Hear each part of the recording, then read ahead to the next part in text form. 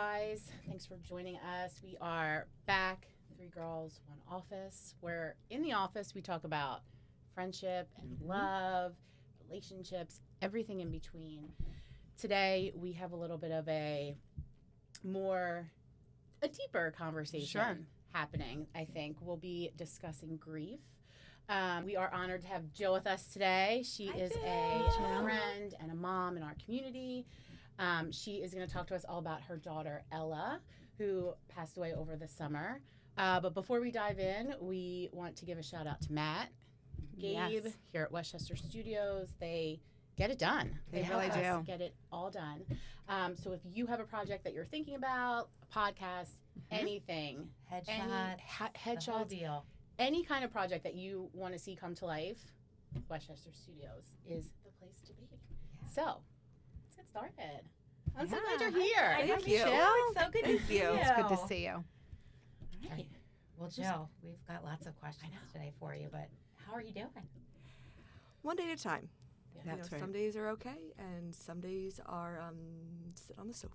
Okay. But, you know, no is a complete sentence, and I'm learning how grief impacts every day. So, you know, as I learn more, I can better track what I'm able to do for the day and not overextend myself. Sure. Okay. If you had to describe Ella in one word. Now, I didn't know Ella. I met Ella once at a Gage thing. But just the stories, your storytelling, I feel like if I feel was... like I know. Yeah, Yes. I know. And if I was still in the classroom, she'd She be my was favorite. somebody who was very sassy, and she didn't give two anything about what you thought of her. She would wear the shorts over the pajama pants any day of the year, and she did not care if you didn't like it. That's what she was doing. I love it. She would not do family photos. She was just like, no, I'm doing this. That's the end of that. Okay. So there was no negotiating. And you're a photographer, Yeah. right? My mom asked for pictures of all my kids together, and I almost told her I'm going to give you headshots because nobody will be together. Ella was 3 feet from the siblings, and I was like, all right, well, this is us. Yeah. Right. Yep. She knew what she wanted, and Yeah. that's what she did. Oh yeah. Oh yeah. Well, let's back up for just real quick. Sure. Can you tell everybody, like, a little bit about yourself, your family, and then we'll get into, more about your daughter. Yeah. But just tell us. I know you have 4 kids, so let's hear all about So I work your life. as a photographer, and I do childcare. 4 kids. The oldest just turned 20. Yeah, one turned 18. So I have 2 adult children. Oh my gosh. Wow. And then Ella's kid 3, so she was medically complex. Epilepsy was the biggest one of her. And then my youngest, Henry, who's 7, is autistic. So I do know a lot about medically complex children and special needs children. Okay. And it's definitely a very unique group of kids. And it's you have quite an age range, so you're kind of Yeah. in the little Sure. 7-year-old that Yes, fun. but and they're into all adults. all of them were parenting differently. There was nothing repeated. It Okay. was just they all saw their siblings and they were like, I see what your struggles are. I'm gonna level up and do something new that we haven't experienced. Okay. You learn something with each child, right? Yeah, because people would ask things and I was like, I don't know. Nobody else did this. As we're starting over again with this one. Yeah. Okay. And you have an amazing husband that we all know from Gage. Yes. We talk about Gage a lot on the podcast, so we were lucky enough to meet Chris through Gage and then get to meet you. I believe the first time I met you was you were actually taking pictures at an event for Gage. Yeah, probably. So I think, and that's not an easy thing at a Gage event. No, he it's a little off the rails. loves. Yeah, he loves going to Gage because he tried. I kid you not, every single fitness plan. And you said something at Gage, and I was like, "That's it.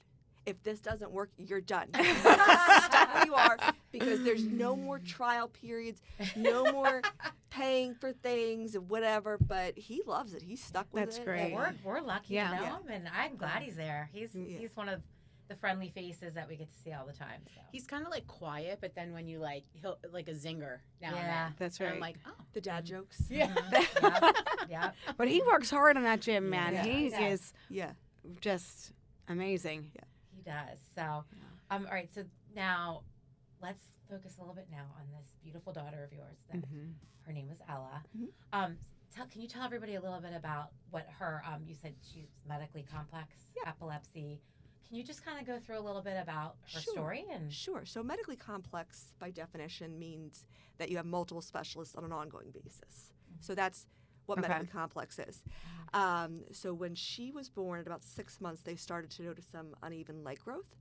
And then they noticed some issues with her brain. So at that point, we started seeing different specialists for neurology and orthopedics and some other ones. And she had some different quarterly testing and things like that for the first couple years, but nothing too extreme. And then there was probably about 8 years that was just uneventful, I'd say, relatively. And then when she hit puberty is when she had her first seizure, which is when she was diagnosed with epilepsy. So for people, I think people know the shaking seizures with epilepsy. Epilepsy actually has multiple types of seizures. So you would have the shaking ones would be the grand mal or petit mal, which the difference is time that they're in the seizure. There's also ones where they can be looking at you, completely awake, but they're not responding, as a silent seizure. So if we were talking to people, I would always have to say, if you call her name and she doesn't respond, she might be having a seizure. Some where she would just drop. And then other ones she would face plant forward. So epilepsy is different for every single person who has it. Some will have seizures daily. Some will go decades without any. There's ongoing medical care in terms of switching up medications to see what works for some people and what doesn't. I think for about the first year and a half or so, it was seizures. She had them, but it wasn't super intense. So if you have a seizure more than 5 minutes, it can cause brain damage. So they have rescue meds, which is like Narcan for a seizure. So we never needed that.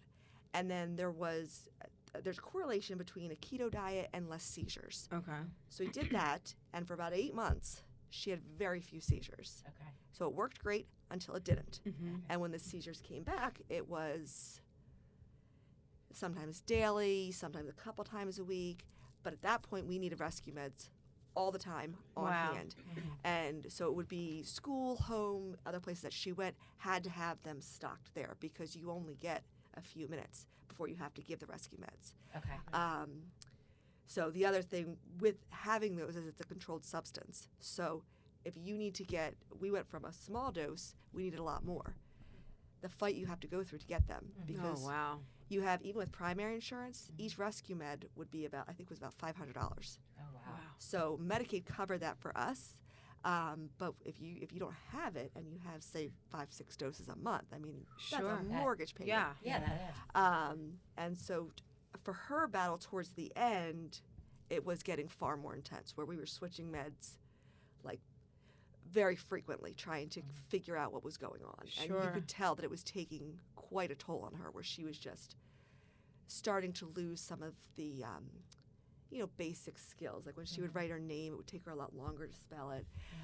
So because she had, if a medication doesn't work, they can start failing the medication. So she had failed 5 medications. So she was up for surgery. And there's a couple different types of surgery. One is a little bit more invasive, where they remove the part of the brain that's triggering the seizure. The problem with her is they didn't know where it was being triggered because she had all the seizures. There was no regularity. They couldn't tell where it was coming from. So the one that they were going to try, which was a lot less invasive, was a laser. And basically there's a band in your brain that connects both sides. And so seizures for her could travel from one side to the other. So the hope was they could laser the band and then reduce the number of seizures. And then if she still had them, they could figure out exactly where they were starting. Unfortunately, during the surgery, she had one of the very rare complications, and she just didn't wake up. But she was able to save 3 people through organ donation. Amazing. Beautiful. That's amazing. Awesome. So prior to Ella having the surgery, you said she was things got a little more intense there. Was she able to go to school? Like I know for a while, I think from what you were posting on social media because you always have the best posts. Mm-hmm. I saw her like, school, and you would talk about like things she would say to her teachers, things like that. So I figured she was in school at some capacity. Yeah, she went to school. She did have a full-time aide with her, just because for any seizures that were there. And I was best friends with the nurse. So she would go, and then they would do her IEP and supports. They would just kind of adjust it for her. So even though she was in 7th grade, some of her classes were like on a 3rd and 4th grade level. So they would just adjust it for whatever she needed. And then she was on the come as you can attendance plan. Okay. Where it was like, Yeah. maybe we'll be there, maybe we won't. We might be late, we might not. Hey. Yeah. They just, I think attendance quit calling me. Okay. Yeah. They were just like, we'll see ya. Yeah, they knew you were doing the best you could. That's what I said. You want to come and help her because she's not going to listen. Right. She's not going. She's not going. But if you want to pull her, about 175 pounds, you go right ahead. Okay. If I was in the classroom, I know I said this before. I think Ella would be probably my favorite child, just from the stories. Oh, they loved her. They Yeah. absolutely loved her and the things that she would tell them. And then I would get calls about the things she would tell them, and I was like, no, that didn't happen. Yeah. Like, that did not happen. That's not real. We're not doing that, and we're not. Were you just waiting for the phone to ring every day? Like, That's what is she great. saying? Yeah. You always wonder what your kids are saying about you. Yeah. She would have every year for her birthday. She would have this elaborate pool party at a hotel plan, and she would invite the Tri-County area. And I was like, no, I love no. that. That's amazing. You're That not does. invited. Yeah. There's no party. She might be going to a hotel, but you're not going with her. Okay. I love that, none of us had the opportunity to meet her, unfortunately, but I love that we can all capture her spirit and kind of get a little piece of who she really was. So It that's does amazing. help to have kind of the ongoing sharing and things Sure. for her. Yeah, and I know a lot of parents have said the same thing, where it's just, if the child passes, you don't want it to be the end of it. You want, Sure. ongoing talks about them and their memory and.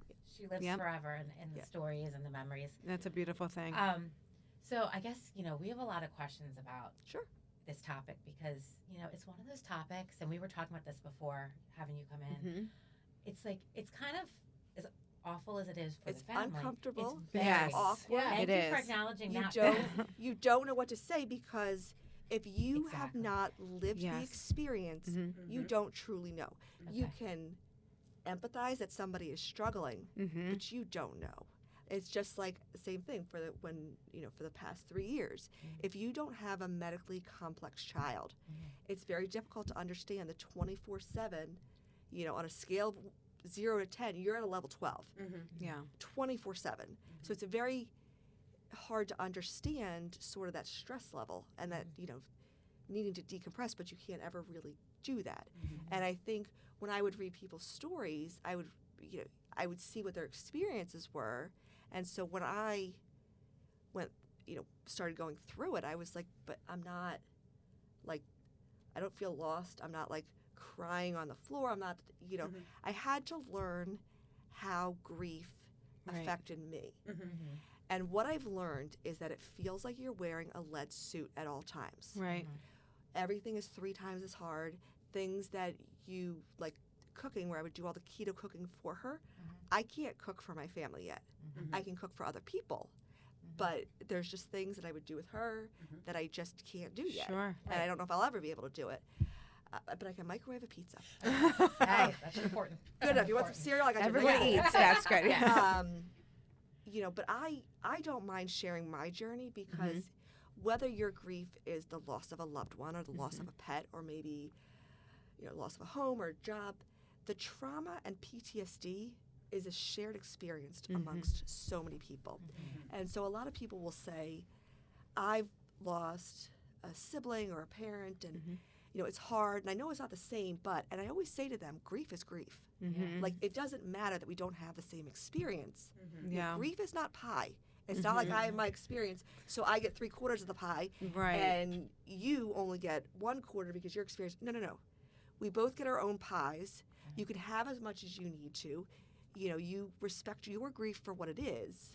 But I don't, I don't mind answering questions and sharing what I've learned, Sure. because it does help other people. And it It really really does. does. Yeah. I mean, we always all say how amazing you are. I know. You really. I mean, because you don't know. Everyone is different. Some people internalize it, or maybe just express it at home. Yep. But you're kind of putting it out there, and we always are like, oh my God, Jill's story today was so funny or so touching. Whatever it is you're putting out there that day that's helping you, it's helping other people. It really is. And the way you handle everything with such grace is like unbelievable to all of us in this room and so many others. So it's just inspiring to see. Having positive channels for the grief is very helpful for me to avoid going down the hole that you can't get out of. For sure. Yeah. So doing things for her is a way that I can channel it. Yep. And so I'm not like just sitting here with it. Right. But things too, like for even being here, the energy it takes to be here, I know this is the only thing I can do today. Yep. Yeah.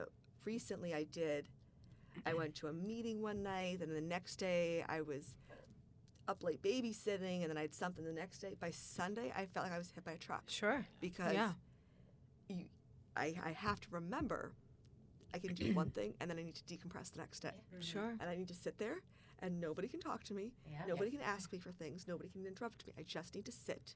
Yeah. And is your is your family dynamic? Is everyone kind of understanding of each other's grief and how they're processing it? It's pretty much like Chris and I both watch out for the kids and take care of that. I think for each of us, it's very heavy to have discussions about it because we each have our own and trying to add on top of it. But at the same time, I do have a therapist, and I've given him whatever resources that would be helpful to him, and then he's welcome to do what he needs to do. Okay. There's times where he'll need to be alone, or he likes to go to the gym, and so it's just like you do whatever you need to do. Right. Right.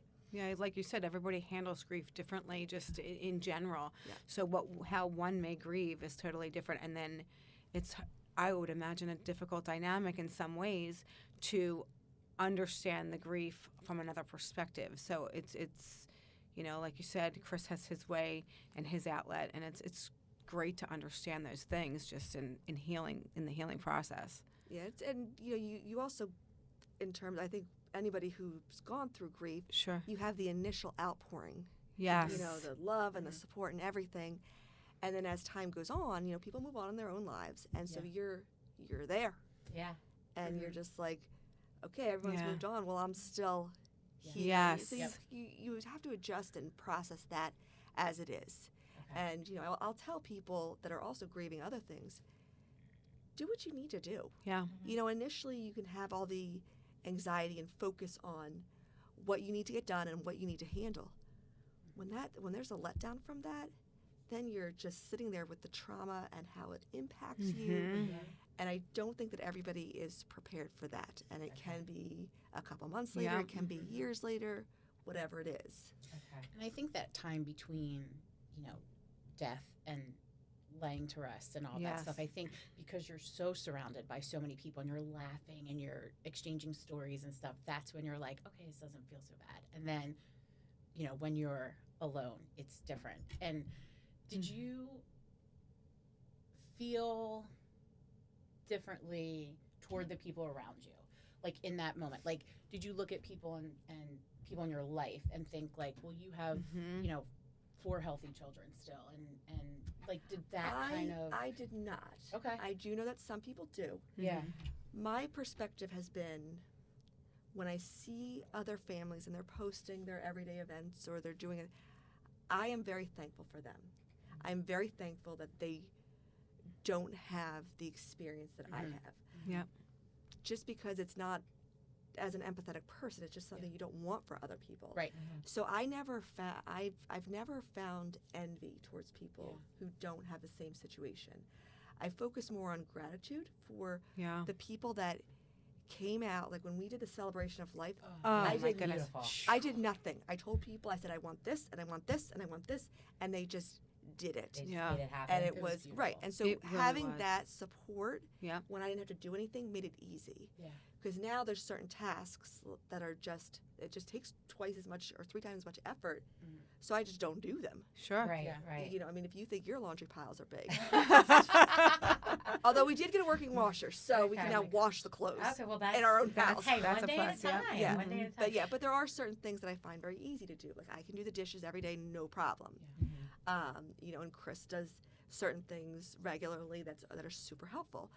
But there's just some things that neither of us can do. Yeah. Okay. And so you just call on the people that can do it. And Sure. Yeah. I think the first time you and I met was at the Celebration of Life, which was one of the most beautiful things I have ever seen, outpour of love and just capturing who Ella was without ever knowing a thing about her, at least from my perspective. So that was a beautiful thing to see. You know, and you said that you know, everybody put it on, like, did what they had to do to get that to be the way it was.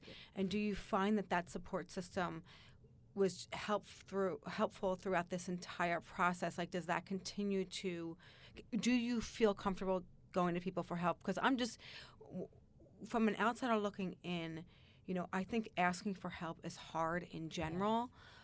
When you're having those moments where you feel like you just can't do anything, do you find that you can go to these people and say, hey, I need help? Or do you keep it in? Like, what is your way of processing all of it? So first, the other thing about the Celebration of Life that a lot of parents really appreciated was it was a way to talk about death and remember somebody that was very, very positive, because there were a lot of parents that said, what do? I don't know. And then when they went to the celebration, they said, you know, now every time my kids see a butterfly, they say hi to Ella. So it's very much not heavy on children. And that's a gift, because children can be very traumatized, and so this is not. In terms of asking for help, I don't hesitate. Good. That's great. I love to hear that. I used to be that way, where it was like, I don't want to share certain things that are heavy. Sure. But then afterwards, I'm like, I can't do this, and it needs to get done. So, you know, who wants to do this for me? And people don't hesitate. Like, there's always an army of people that are like, yes, I'll come and I'll help you out with that. So. And I think, too, it makes the other people feel good about helping. Like, you know, you don't want to overstep and help, you know, offer help all the time, because we don't know how that other person feels.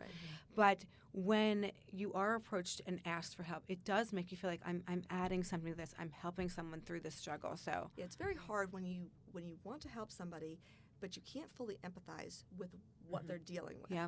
And so if they specifically say, you know, I need you to go out and get me a purple washcloth. You're like, yes, I'm on it. I will go find you this one specific thing that you need for who knows what reason. Being a support person in these situations that's kind of what we were talking about the other day when we were talking about, you know, the questions we want to ask you, because you want to be a good support person, but you're right. Like, I might not have all the same experiences as what someone's going through that has experienced a great loss. What can I do? I don't want to overstep. You know, I don't want to say the wrong thing. You know what I mean? I can't speak for anybody else. I know for me, if people have good intentions, there is no wrong thing that you can say. Okay. Like I said, I don't mind questions. I don't mind sharing. I know that's not the case for everybody. Something that's very helpful is just say, hey, thinking of you. Or how are you doing today? Not how are you doing today? How are you, you know, getting through this moment?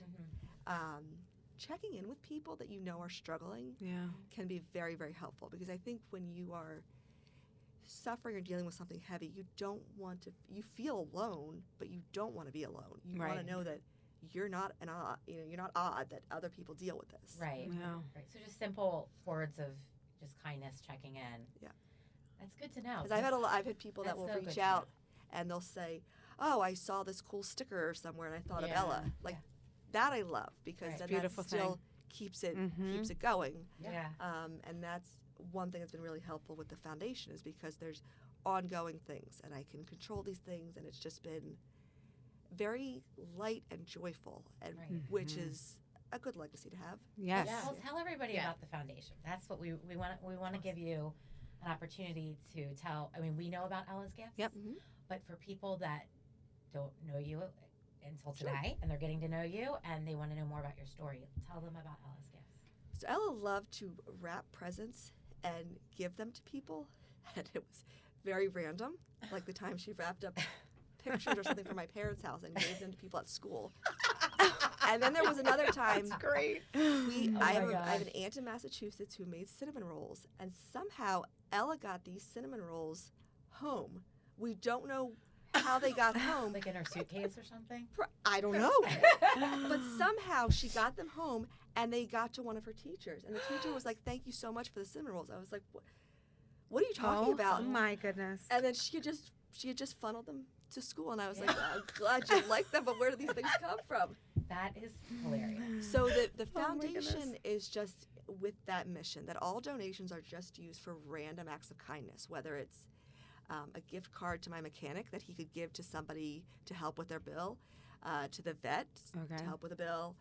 People were talking about wanting to make sourdough, so I gifted them the bread oven that I use. I make friendship bracelets and just give them out randomly.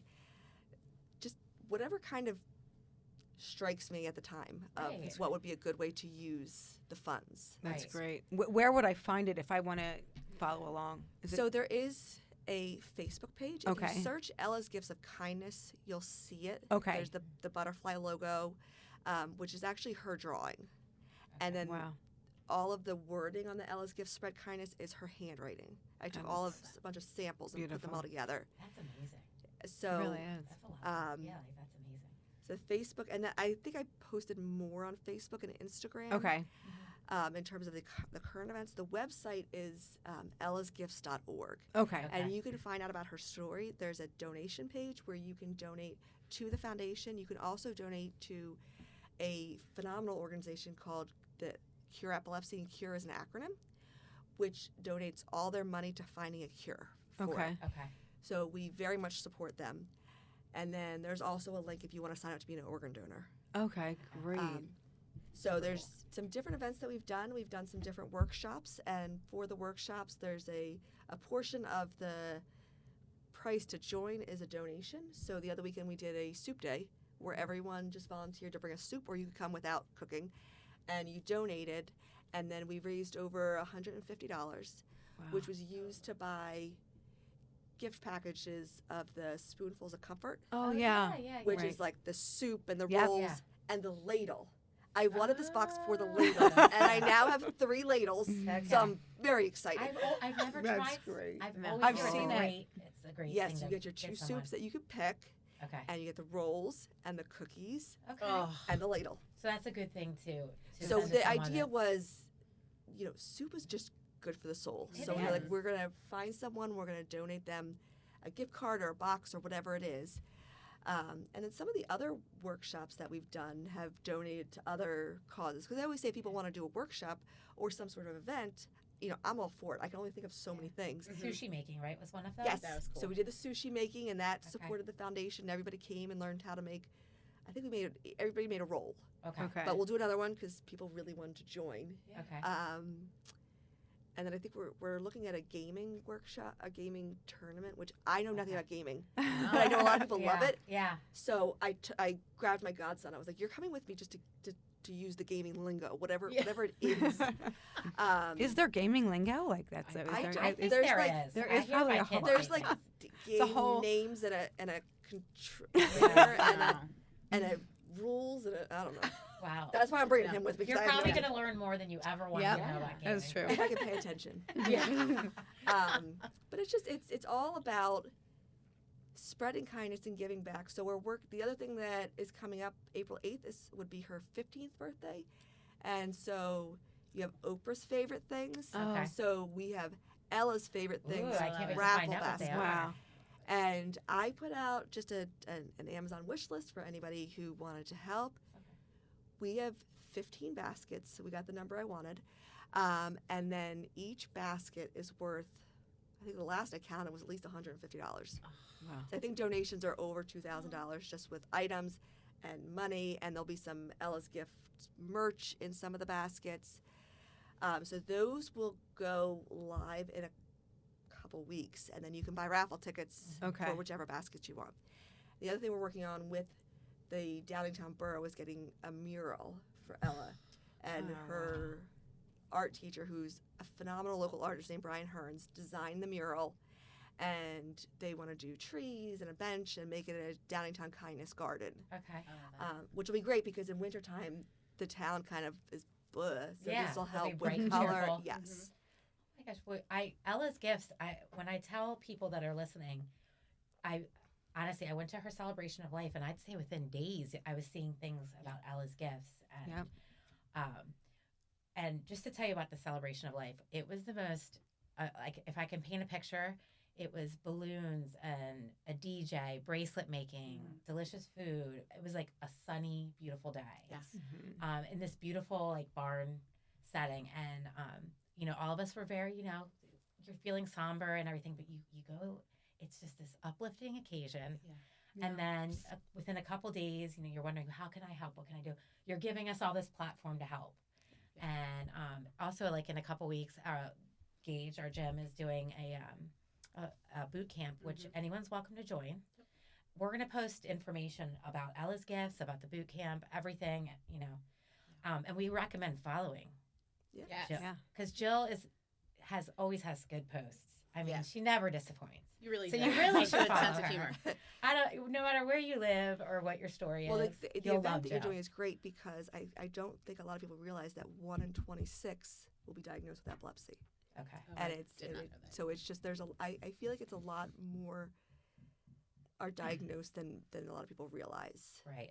And I didn't know until, you know, recently that Ella's diagnosis came later. Mhm. I just assumed she lived with it. Some people all are life. not diagnosed until they're adults. Like Yeah, it my just, cousin it was all, 18. That's interesting. Freshman, moving into his dorm at Drexel, had his first.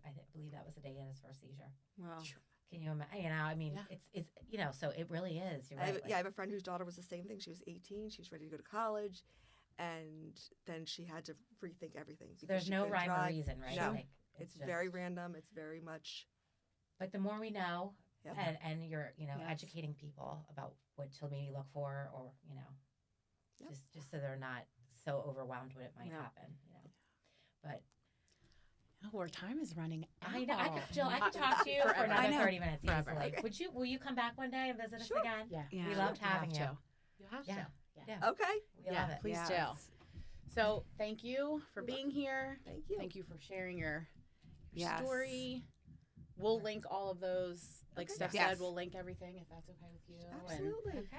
And yeah. All right. Well, thank you. Thank you. And everyone have a beautiful day. Yes. day. Thank you.